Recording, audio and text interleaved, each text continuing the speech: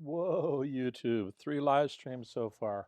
Let's see if we can break a record here. What is up, everybody? Hello, hello, hello. All right, so I'm gonna pound out as much as I can today.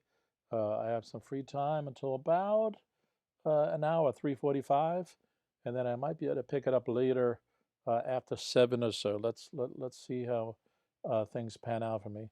I have a bunch of sessions to do. So what's up out there? So SHSAT begins next Thursday. Yeah. All right. So let's kick in some problems here. So I did an intro so far this morning. I did the sample math questions. So we're gonna jump into the grid-ins. Yeah. All right. So let me get my software set up here. Any questions you guys need answered, hit me up at the bottom, GregsTutoringNYC at gmail.com. It's also not too late to do tutoring. I'll tutor you guys for one session or one topic. There's a lot of gotchas on the exam, and you might be fine for 99% of them. And then not the 1%. There's also a bunch of you who are going to take the test still 6 weeks from now until December 11th, December 17th. So there's still a lot of time to prepare. It's not an extraordinary amount of time, but it's still a good set of situations to do here. All right, so we're going to jump right into the grid-ins here. Again, we're trying to look at concepts, not necessarily just the minutia and the rote part of questions. So again, make sure that you read the directions. I covered that in the intro. Please, I beg of you guys, read the instructions and find out how to do the bubble sheets. So many of you have never done the bubble sheets until test day, in particular on the grid-in sections. Please practice bubbling the grid-in and ask somebody if they agree with your interpretation of how to do it, because there's decimal points, there's numbers, there's left justification, there's minus signs, and it really does matter which one you do or don't do. And speaking of doing or don't do, let me see if I'm live or I'm not going to do this. I'm going to end this live stream because I don't want to. It's bad enough doing these as it is. I don't want to be talking to a wall.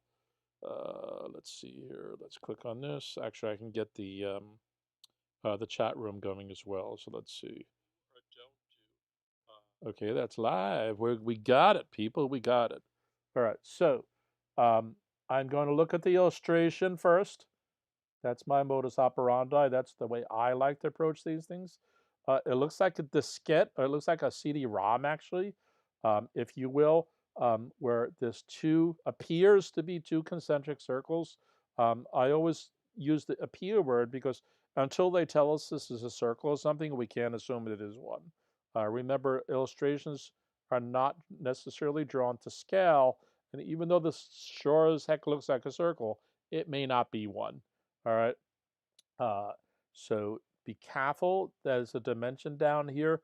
They didn't put it across like that because I guess they didn't want it to conflict with that center one there. So be careful there. It appears that the diameter of the outer one, so this appears to be the diameter of the outer circle. And this here appears to be the diameter of the inner circle. There's really nothing else going on there except they shaded this part here. All right. So again, we're going to do this in our brain in half a second. I just spent 3 minutes explaining this, but you're doing this in your head super fast. All right. So let's now try to look at the words. The figure below shows a circle. Great. We knew that, with a hole. So there's something missing there. Or view it as like a topological view of a donut, if you will, if the CD analogy doesn't work for you guys, with a hole in the middle. So apparently there's a midpoint here, right? And that thing is centered on that same center as the center of the larger circle, the gray area, if you will. The outer diameter of the circle is 1¼ inch, so that jives with that. And the diameter of the hole, again, diameter of the inner circle is that, all right? So we kind of don't need this anymore. The illustration verifies what the word said. So if I scroll that up, we don't need to see that anymore. What is the area of the shaded region to the nearest 100th of a square inch? So remember, this is a gridding question. So you might solve this correctly and then not do that rounding. All right. So what do we need to do here? So it seems to me that we need to get the area of the outer circle and subtract from that the area of the whole. And I'm going to call that the inner circle. Okay, and that's going to give me the area of the shaded, right? So we have, imagine it's a whole circle, and we're going to pull out, subtract out that midpoint of it, all right? So that means we need to know the area of a circle. Well, the formula for the area of a circle, and the SHSAT does not provide you a reference sheet, is pi r squared. I can't tell you how many students I work with who still do not know the equation for a circle. All right, welcome. I see some people coming into the lobby. Greetings. Please like and subscribe. If you guys have any questions, you can throw them out there. I would love for this to be interactive. So with that in mind, give it a holler. I get preoccupied, so I don't always look at the chat. Also, if you have a comment that's not directly related to what I'm talking about, I will postpone it and maybe do it at the very end. So that's the deal. So a lot of you guys don't know this, or you confuse it with the circumference, which is C is equal to 2 pi r. And you guys should also know that the diameter is twice the radius. D is for double. All right. So that means if the diameter is twice the radius, then the radius is half the diameter, right? If we divide both sides here by 2, that cancels. So we get the radius is the diameter over 2. We need to use that here because they only give the diameter. All right. So 1 1¼ is the same as 5/4. Okay. And half that, so we can multiply that by half, we get 5/8. So that means the radius of the large of the outer is equal to 5/8. Okay, if that's true, then we're going to come up here and plug it into the formula. So the area is equal to pi r squared, and then we have pi times 5/8 squared. Or we have 25 over 64 pi. Now, we probably don't need to do anything with that pi, but let's see for now because we still need to work with the whole. And I don't want to convert 25/64 to anything.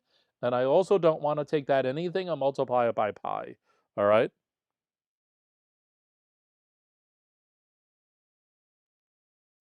Let me finish this question, Lars, and I'll answer that. So that's the area of the larger is this. So the area of the smaller, we have to do the same thing.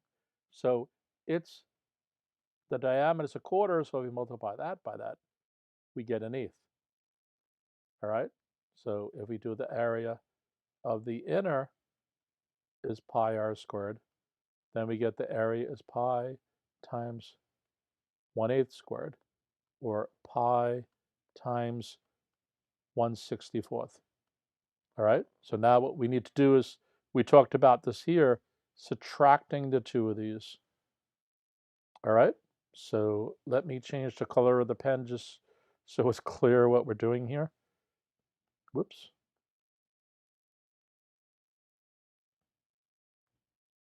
So we need to do the area of the outer, which we said was, what was that, 25/64 pi? 25/64 pi. And subtract from that the area of the smaller, which is going to be 1/64 pi. Okay.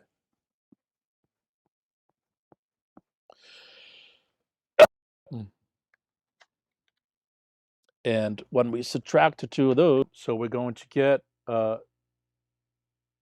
24/64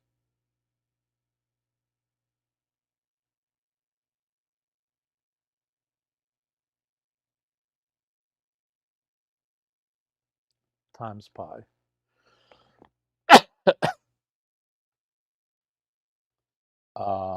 All right, so what we need to do is to be able to do that conversion of those.